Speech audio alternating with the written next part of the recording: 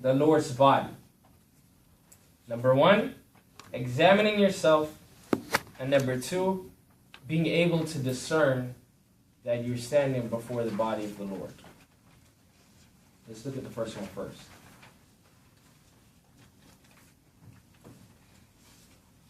First, accept that you are a sinner. I'm defining what it means to examine yourself. I'm looking at what it means. This is according to the Bible.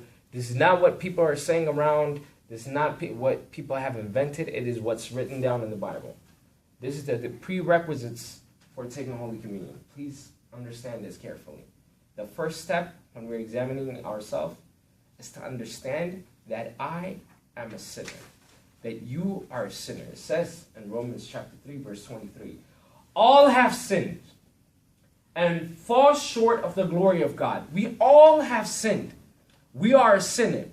Before we take Holy Communion, when I'm examining myself, the first thing that I need to understand is I am a sinner.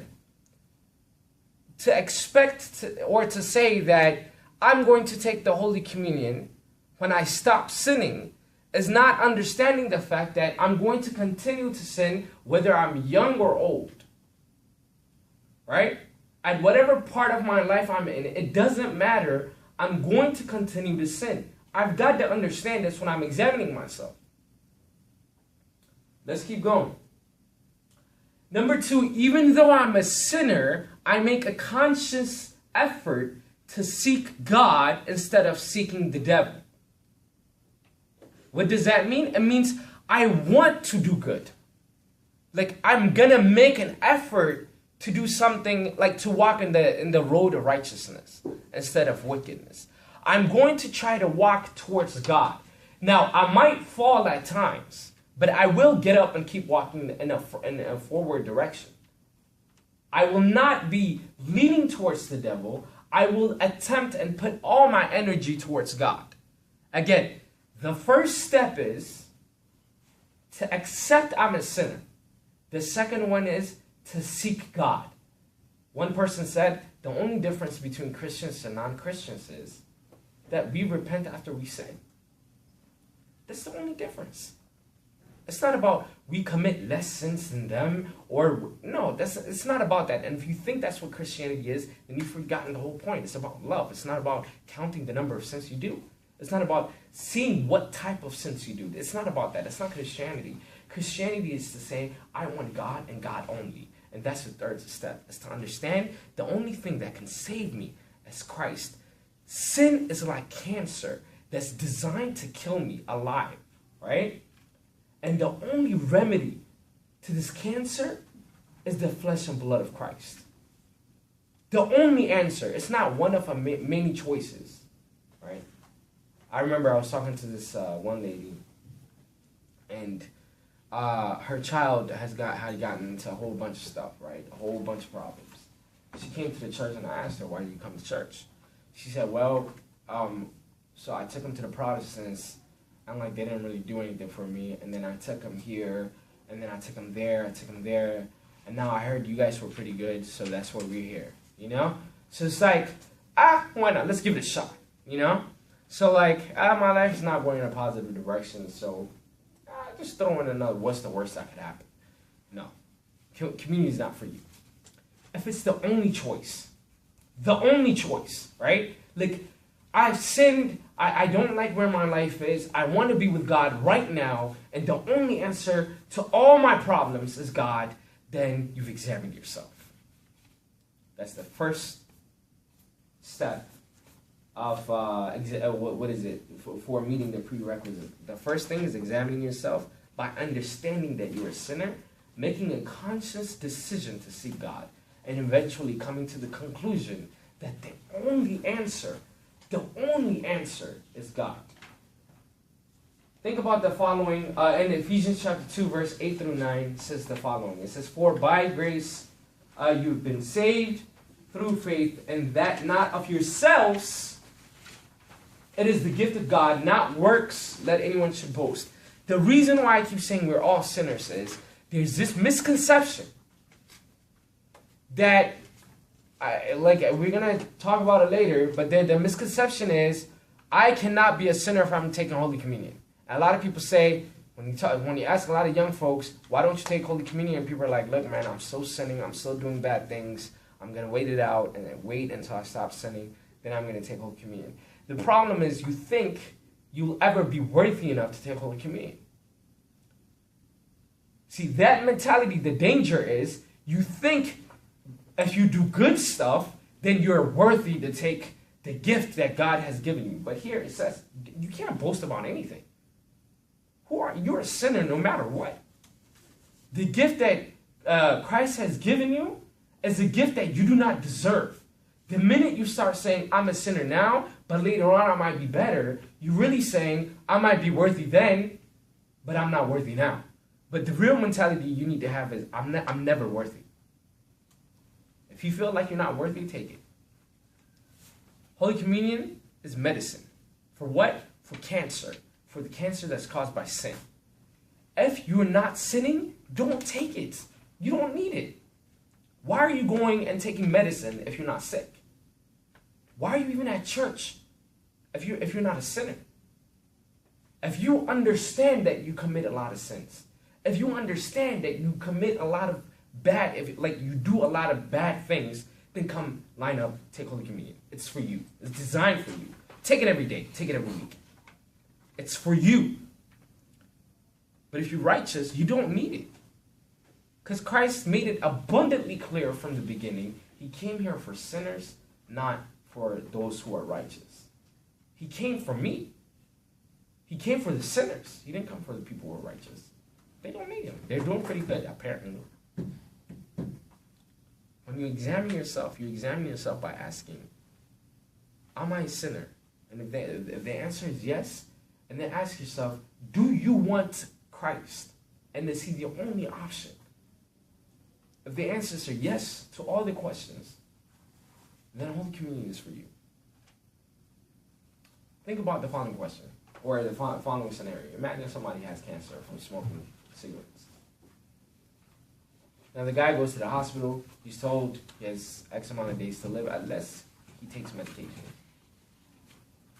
Now if the guy is taking his medications, going to the hospital, doing everything that he's supposed to do, we can at least assume that he wants to continue to live, right? But if he has made an appointment with his friend of his to smoke a cigarette right after he's doing chemo, he's really wasting time. Or wasting money, I should say, not even time, right? Because there's no point of him trying to do chemo. There's no point of him doing medication if he's not even willing to change. How we tie this up with Holy Communion is, I'm not saying that it's okay for you to take Holy Communion if you're like deciding to sin every time. That's not what I said. I said we're all sinners, we're going to continue to sin. You have to seek God though. But if you have an appointment with the devil the next day, if you have an appointment with sin a few days later, then you're not seeking God from the bottom of your heart. Right? For example, if you have a schedule where on Tuesday it says, hit a blunt with a buddy of mine, right? Don't take Holy Communion on Sunday because you're clearly not ready to seek Christ. Notice, we're all sinners. But if you're making appointments, a week from now, a friend of mine is coming into town and I'm going to get drunk. So I got to make sure I take Holy Communion the week before. No, that's not how it works, right? God doesn't care about what you did yesterday, and he doesn't care what you're planning about tomorrow. What he cares about is how your life is right now. Right now. Forget about next week. Forget about everything. Clear your calendar. Ask yourself, do you want God right now? And people are like, but what if I fall? That's not the question. What if I sin again? That's not the question. The question is, do you want Christ right now? Are there other choices that kind of pull in that direction? Some people are like, yes, I plan to get drunk the next Friday. People answer that very confidently. Then Holy Communion is not for them.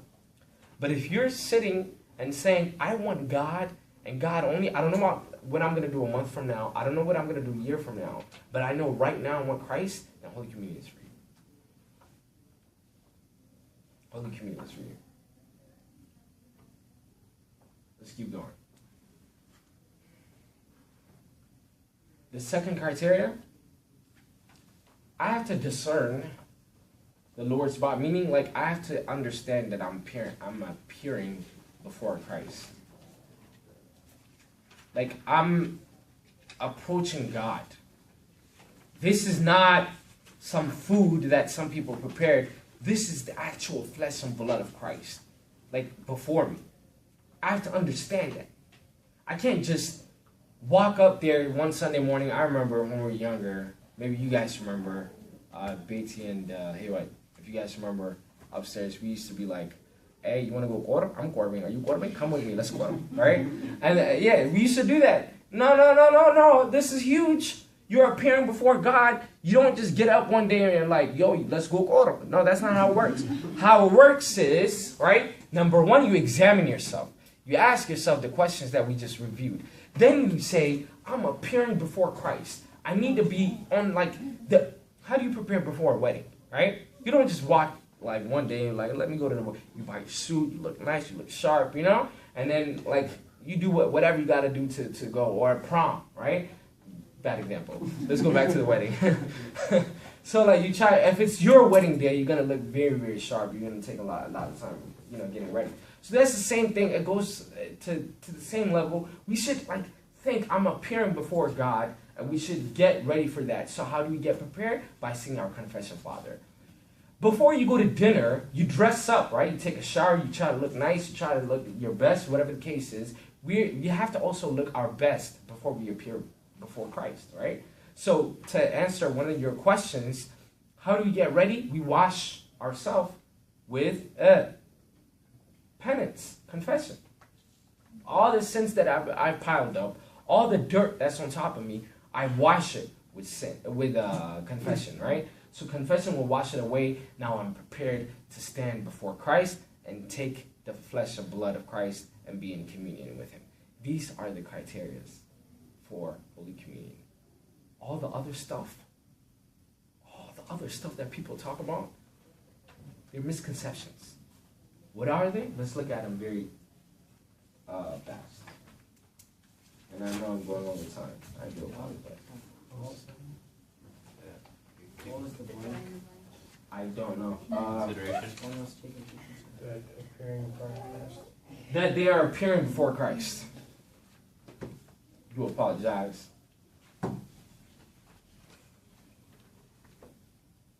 I have a question with... You probably do, don't you? I do. Okay. Should I ask it? Okay. I'm worried. So no, we clean ourselves and dress up before going to a fancy restaurant part. Would that be an imperfect? I know it's not supposed to be a perfect analogy, but saying that with that picture, but we're approaching God, right? And God will look at the inside more than... I'm not talking about clothes. Right, okay. I'm talking about preparation, and I'm going to get into that in a second. I'm talking about just putting in your head, right? It's a different day to day. Or not even today, tomorrow. Not even tomorrow, like the whole week, right? Like, it's about to be like Sunday is like a banquet, right? Like, this is a huge thing. Like Sunday on Holy Communion, you know? Like, you're ready, you're prepared. So, like, when Sunday comes, like, oh, today's the big day. When I take Holy Communion. It's a huge day. So that's more what I'm talking about rather than the external appearances where you go buy a suit and you're like, I call it a day, let's go, let's do this. No, that's not what I mean. Very good. I'm glad you raised it. And then we're actually going to look at that. Other questions? Just a question. Yes. For like the way we do confession, because I know like Catholics have like a little blocked off and you say, I don't think they say anything back to you, right? Do they? Here? Or The Catholics, they want to tell you your consequences, is that what it is? what you have to do. So You saw the what do we movie? do too? What do we do? Sound of the movie? You're talking to Yeah. that face. No, I'm counting. Yeah. But don't What do we do? Yeah, so what we do is you go and talk to them face to face, right? And each confession father is different in how they handle stuff. Mostly, some confession fathers, for example, they're not going to ask you questions, right? So I know a confession father like that. You go to him, whatever you say, then he will work with you based on what you tell him. So if you're like, I have sinned, he's like, God bless you, you know? And like, that's it, right? If you're like, yo, I killed a person, whatever, he's like, oh man, right? So number one, turn yourself in. Number two, and then he'll work with you based on what you told him. So it's more personal. It's a personal thing. Okay. It's definitely personal. And then, you know, other confession fathers, they will listen. Like my confession father, he asks questions, right? Like, yesterday I did a bad thing. What then? You know? I'm like, no, I was bad. Like, what? You know? So he wants to know so then he can prescribe the right medicine. So then, you know, all the other priests being in between, obviously. So there's no, like, set point. No. Is there something we say? Because I know Catholics say, like, forgive me, Father, or something that I've sinned. We just say our sins. We just say our sins. Yeah. Okay. Not, but, like, the Coptic is a little bit different. Ours is a little bit different. The Coptic is more of listing. Correct me if I'm wrong. It's listing. Us is a conversation. It's not just listing. It's like one day I didn't even know I confessed, right? Because I went and we were just talking like, okay, well, that was a good confession. I was like, really? Oh, wow, that was easy. You know? So like, okay, so it's like a conversation. You just talk to them like, okay, I got something to tell you, man. It's not good. You know, please don't tell my parents. You know what I mean? And then you tell them whatever you want to tell them. Very good question. Yes, sir. I was just going to say, if you could, what's done after that? Well, we're going to talk about confession in 2 weeks, but like they give you canon law and stuff like that. I'll kind of touch it up today, but we're concentrating more on Holy Communion, but I'll get to it. Misconceptions. Oh, I'm sorry, I forgot to mention this earlier. When we talk about, like, I'm appearing before the body of Christ, remember John 6:55 through 57? Really read it from 53. It says, for my flesh is true food, and my blood is true drink. Anyone who eats from my flesh and drinks my blood remains in me, and I in him. I live because of the living Father who sent me. In the same way, anyone who feeds on me will live because of me. Christ is life. We're putting life inside of us, and we're standing before life itself. Right? So that's what I mean. Like, we need to prepare mentally. Like, I'm going to appear before God, and he's like there, you know? Not just like, oh, God is with us, you know? But like in the sense that in Holy Communion, I'm going to be in communion with him. So we need to be mentally prepared for that. Common misconceptions. After reaching the age of reason, or Akama Adam, or Akama Hewan, one must stop taking Holy Communion. This is by far one of the biggest blasphemies that take place within our church, and I cannot believe it is done at a wide range where most people have taken it to be an actual reality. But this is the definition of blasphemy. This is the definition of blasphemy. Holy Communion, going back to John 6:53, it says, so Jesus said again, I tell you the truth, unless you eat the flesh of the Son of Man and drink his blood, you cannot have eternal life within you. Telling young people that they cannot take Holy Communion. Is he sleeping? No. I know it's swimming with all my legs.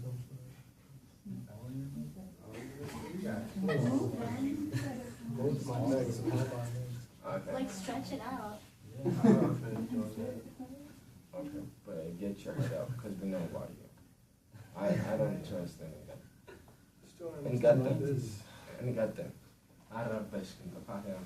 I'm sorry. This is what it is, right? This is what it is. We as Christians believe that the blood and flesh of Christ is a life. Whenever we go to somebody and tell them they cannot take Holy Communion because now that they're older, they might start sinning more. It's equivalent to telling a person you're getting sicker and sicker, so stop taking your medication. Right? That's what we're really telling them. Because we said Holy Communion is medicine, it is life, right? Sin is death. That's the consequence of sin is death. Christ is life. I have lost my life because of sin, and the only thing that can restore it is Holy Communion.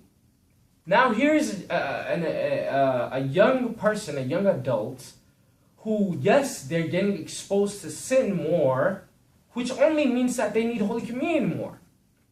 The solution to somebody sinning more is not to take them away from life, it's to get them closer to it.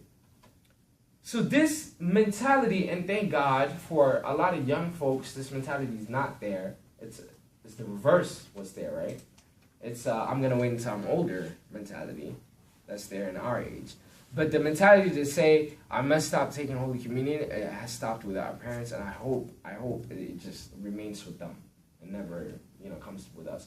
But there is nothing in the Bible that says we must stop taking Holy Communion after Agam Adam, Agam Hewan, Menam. Yes, sir. What would be the age of reason? Agam Adam means the time when you can start thinking about girls. No, I mean like what age? They'll call it like 13 or 14, or in the Zakala. Adam Hewan de Mibalo. He said for him it was 3. David. I always worry about it. That's not young, don't lie, it's everybody. No. Yeah, everybody's like, That's true, he's right. Let's all be honest. Third grade, I was doing my ABCs. nah. I struggled in third grade. That DNA. So Agam Hewan means a woman is having her periods, and during that age, is usually when people make the woman stop taking Holy Communion. That should never happen. I'm sorry for the time.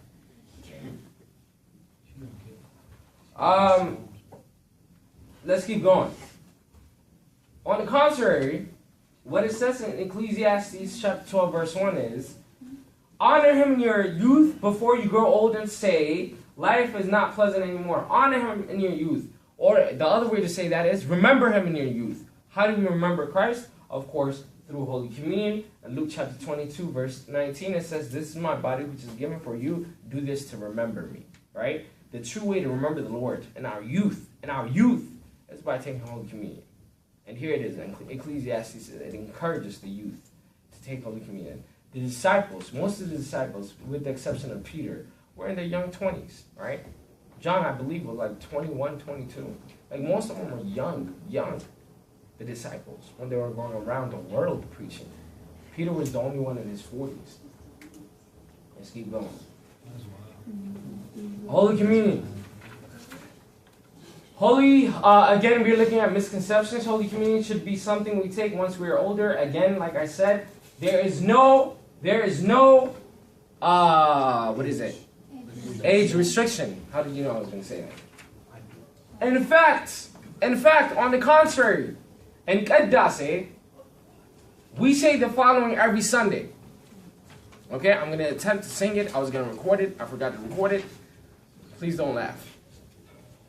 It says the following. Don't laugh at me. Nobody.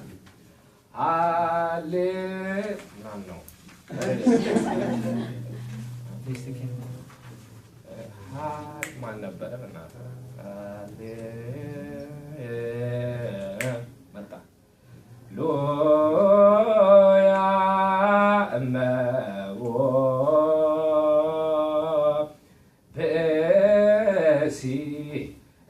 ምእመናን ዘቦአ ቤተ ክርስቲያን በጊዜ ቅዳሴ ወይሰማ መጻሕፍተ ቅዱሳተ ወይተአገሰ እስከ ይፌጽሙ ጸሎተ በቅዳሴ።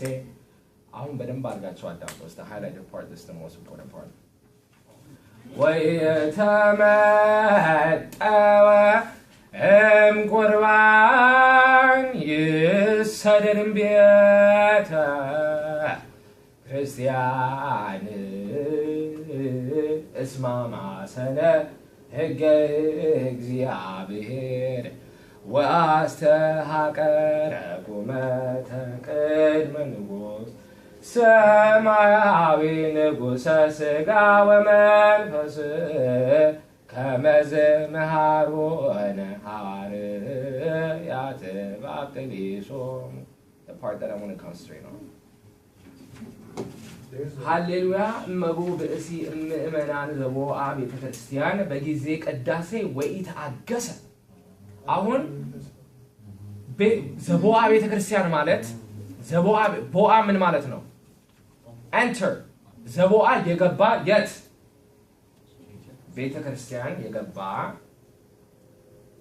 በጊዜ ቅዳሴ ወኢተአገሰ. ኢ ምንድን ነው? አይደለም ኢ አፍራሽ. አፍራሽ ማለት we looked at this before. Afrash malet, it means not. Like perfect, and then you say imperfect. What's imperfect? Not perfect. Afrash malet, it means not, right? So, women malet no. You just said it. What? And, right? So it says, wa'ita agasa, taggasa, no? Wa'ita agasa, you might taggas, min might taggas. እስከ ሊፈጽሙ ጸሎተ ቅዳሴ ይላል። ቅዳሴ እስከሚያልቅ የማይታገስ ይላል። ወኢተመጠወ ኢ ምንድን ነው ብለናል? ናት። ወምንድን ነው? መቀበል። መጠወ ማለት መቀበል ማለት ነው። ወኢተመጠወ ማለት የማይቀበል ምንን የማይቀበል? እምቁርባን ምን ይሁን? ይሰደድም ቤተ ክርስቲያን ይሰደድ ይውጣ. Ka Beta Christian from the church. Let him be excommunicated. Why is he here? We say this every Sunday. We say this every Sunday. We stand up, everybody. Yes, right? We say this every Sunday. If you're not there to take Holy Communion, what are you doing at church? This is the reason why we're at church. Is to take Holy Communion. This is the whole purpose. I remember in California, I told you guys the story many times before, but I tell it over and over again. How many people knows Amari Yenma? Amari Yenma. He's very famous, right? I believe it was him or it was some other guy that went to a monastery in California. They have Coptic monastery, right? So they prepared Holy Communion. And then the priest asked them, how many people are coming with you? They said 12. Perfect. No problem, right? So they had liturgy, and then it was the Coptics, the priest, and 12 other people there, right? They said 12 people coming. How many portions are they preparing? They're preparing for 12 people. Or 13, right? Plus the rest of the Coptic. So the Coptic do the Holy Communion, and then the priest comes, he takes Holy Communion, and they look at the other people, they don't come. They're like, it's your turn. And then people are like, thank you. Like, no, it's your turn. They didn't come. So they turn around. They were like, are they Muslim? Like, what's the problem? This is Holy Communion. Like, why are they here? What's the point? What's the point of saying, God, forgive me, if he's like, okay, let me forgive you here? And you're like, no, not today, right? But every day we pray, we're like, God, forgive me for my sins. I've done all this stuff. Like, please forgive me. I'm repenting and all this stuff, right? So what's the point of saying all this stuff if the Holy Communion is being prepared? He's like, let me save you. Here, eat my flesh and drink my blood. I died for you on the cross so I can save you. And then we're like, no. I don't want it. That's what we're saying. On the contrary, each Sunday we're saying, let them be excommunicated if they're not taking Holy Communion. This sacrament is to be taken every day. If not every day, at least every week. If not every week, at least every month. Every other month. That's your lifeline. Each time you're, saying, okay, maybe like once a year or whatever, you're stepping away from life itself. Like, if you ask somebody taking Holy Communion how their life looks like, when they take it and when they don't take it, there's a huge difference. Huge difference. It's lifeline. It's like asking somebody, don't breathe for an hour and see what happens, right? That's your lifeline. You can never step away from it. If anything, the liturgy is saying we must take Holy Communion. Now, another misconception that's kind of new trend is people read this. They're like, and they're like, aha, if I go to church, I have to take Holy Communion. But since I'm not going to take Holy Communion, I just won't go to church. No. This is not written to say, if you're not going to take Holy Communion, stay at home. That's not what it's saying. This is written to encourage you to take Holy Communion. It's not to discourage you from coming to church. Does that make sense? Because the new trend is, hey, you going to Qadasi tomorrow? Well, no, because, I don't really take Holy Communion, so I don't go to Qadasi. Because it says, you said it in Beta Christian. No, the goal is not to be excommunicated from the church. Why would you volunteer to say, I'll just be excommunicated? That's what you're saying, right? The whole point is, even if you're not going to take it, you should be taking it. Even if you're not going to be taking it, you should still come and participate in liturgy. Because that's the first step. At least be there. At least let the Holy Spirit work. Let him do his magic, right? But if you're just like, I'm only going to go there when I'm, taking Holy Communion, this is not an option. I was reading Fatah Nagas just the other day. It says, let no man pray in his house on Sunday unless he has to. I didn't know that was part of the rules. Like, why would you stay? And we're going to talk, when we talk about the Ten Commandments, one of the Ten Commandments is honoring the Sabbath. What does it mean by honoring the Sabbath? Do what God did. Rest. What does it mean to rest? Let your soul rest. By doing what? By coming to church. By being in a communion. Thinking about the kingdom of heaven. Right? And that can only take place at church. There's personal prayer and there's a community prayer. The community prayer is to be done on this. If you're not there, the community is falling apart. The church needs you to do Holy Communion. Priests can't do Qadasi on their own, right? Because when the deacon says Tansulat Alot, somebody got to say Gziyot Sahadanna. Someone got to say it. It's a communication. You have your portion. Do you know that? This is the only prayer that, you matter, right? Or, all the other ones, you don't really matter, right? It's like, Those people who have done Qadasi with me know, I feel like I matter. I make my voice very, he's like, yes, he does. When I go to the church, the priests turn around, they're like, Dawit is here. Because, they expect you to respond. Even Abba, he was telling me, when he does Qadasi, and, the people are not responding, he's like, oh, did everybody leave? Because, he's expecting people to say something, right? And you have your portion. You have a role to play in Qadasi. It can't be done without you being there. And number one, that means physically being there, reciting the prayers. And the second, meaning taking Holy Communion.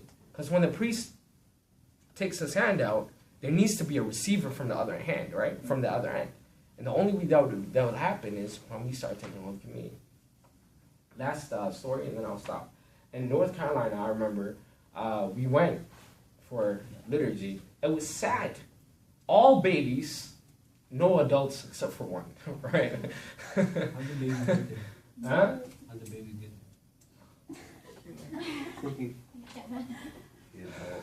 No, they don't respond. Don't respond. We can have a long talk after this, right? Okay. Okay, no, you're good. You can never sin again after taking Holy Communion. Again, another misconception. You can never sin again after taking Holy Communion. Don't forget this, by the way. Is that a challenge? Don't forget this, by the way. You can never sin again after taking Holy Communion. You can never sin again after taking Holy Communion. This is a huge misconception. We already talked about it in detail. We're going to sin. We are going to sin. It is inevitable. If you're waiting for the time that you're going to stop sinning, then you haven't understood what Christianity is about. And you think this got to do more about you rather than about Christ. The story is about Christ and how he saved you. The story is not about how much better you got. That's not the story. This is a love story about how Christ came and found you when you were lost. Don't try to make it seem like you found Christ. That's not what happened. He found you. A lot of people are like, yo, I found Christ. No. Christ found you, right? You were a sinner. You were doing bad things. And he said, come, let me do this for you. So you haven't done anything to deserve his love. The minute you start saying, it's not time right now, I'll do it next year or 2 years from now, you're really saying, hey, let me like be better so I look better in the story. No. You're a sinner. You were a sinner back then. You're a sinner now. You're going to be a sinner next year. Let Christ save you. It's true. This is my favorite. But I summarized it. You're going to like this. Before or after taking Holy Communion, you have to ...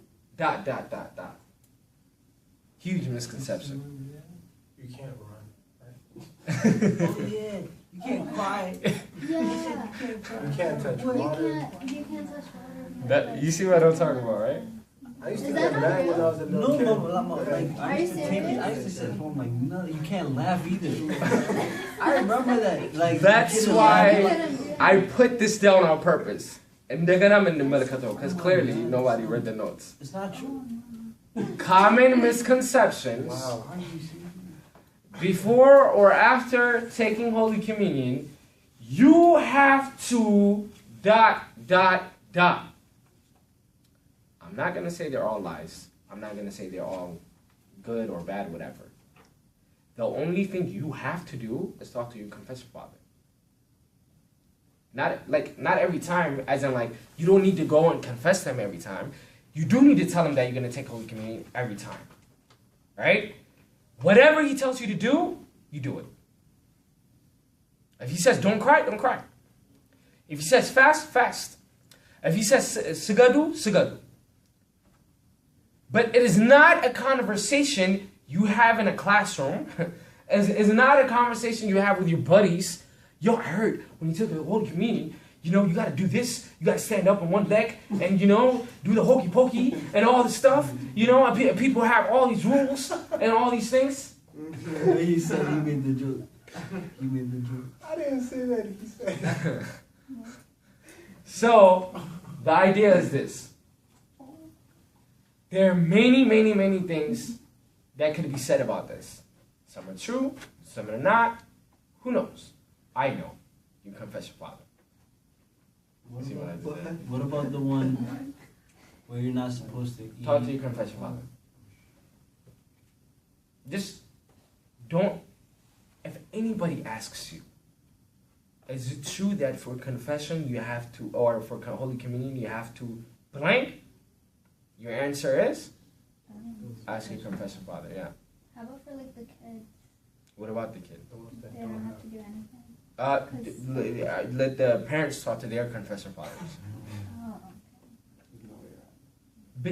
Because it's completely out of hand. It's getting out of hand. It really is. And here's the thing. Let me tell you what happened. And why I'm so frustrated about this topic, right? I tell the story. I hope this doesn't get out of this classroom. If it does, I don't care. But I hope it doesn't. But please. I don't care. So here's what happened. True story. A friend of mine, we talked to him for a while. You know, he wasn't a bad guy. You know, he did a lot of, he did stuff back in the day, so we convinced him that he had to take Holy Communion. Some of you guys have heard this story before. True story.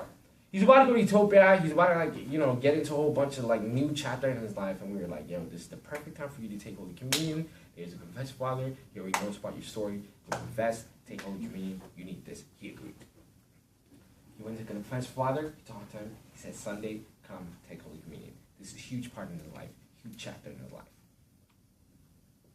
Then he goes to this is what upsets me. That Sunday, he goes to the confessor father. He's like, so today, right? I'm going to do it. And he's like, yeah, today. Let's do the final prayer. They do the final prayer and whatever. And he's like, God, I forgive you of the sins that you did on purpose and the sins that you've forgotten about, right? Of the sins that you've forgotten about. So may God forgive you. Of the sins that you thought about and maybe you didn't tell me. Of all the sins that you ever committed, may God forgive you. He's like, great.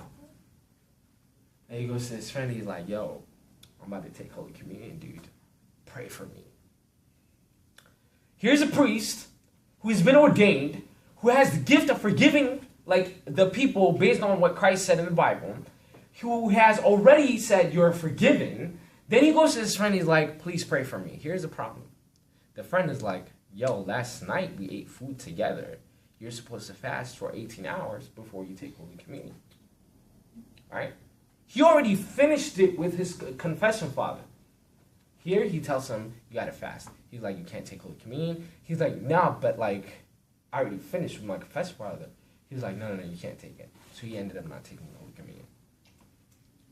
You see the problem? You see the issue?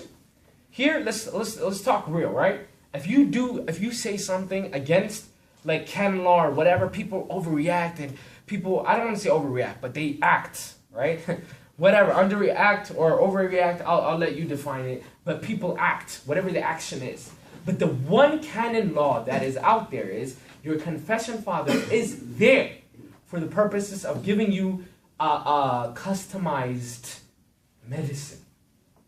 What he tells me might be different from what he tells you, might be different from what he tells you, might be different from what he tells you. If you've been here for a year and you're starting to get more accustomed to the rules, the regulations of the church, he might start telling you the other stuff, right? If this is the first time you're taking it, he might be like, just come and take it, right? So depending on where you are in your spiritual life, and that is the job of the confession father, it's like in different stages to make sure that you're grown. That's the whole purpose. So what he tells you today is going to be different from what he tells you a year from now. He's going to see that you're growing, and he's going to give you more responsibilities. A little bit more, a little bit more, a little bit more, a little bit more. First time, my confession father, usually when I tell him, I'm about to take Holy Communion, he's like, pray. Then he was like, pray and do some sigdat. And then he's like, pray, do sigdat, do this, do that, do this, you know? And he's like, piling up. I was like, young. Like this is serious, right? But if he told me to do it a year ago, I would have been like, this guy's tripping. And it's true, right? So you're supposed to grow in your spiritual life, and every time that you do, you're told other things. Like give, in addition to your tithing, you should give money. You should do this. You should do that. Whatever the case is, whatever your confession father is telling you, you do it. You don't discuss about it with anyone, because it's not a discussion. Even with parents, you don't discuss about it. Because whatever you finish with your confession father, you finished it. That's it. What are your parents going to provide for you that your confession father didn't do? Your parents mean well, don't get me wrong. But at the end of the day, this is your confession father. That is your family father, right?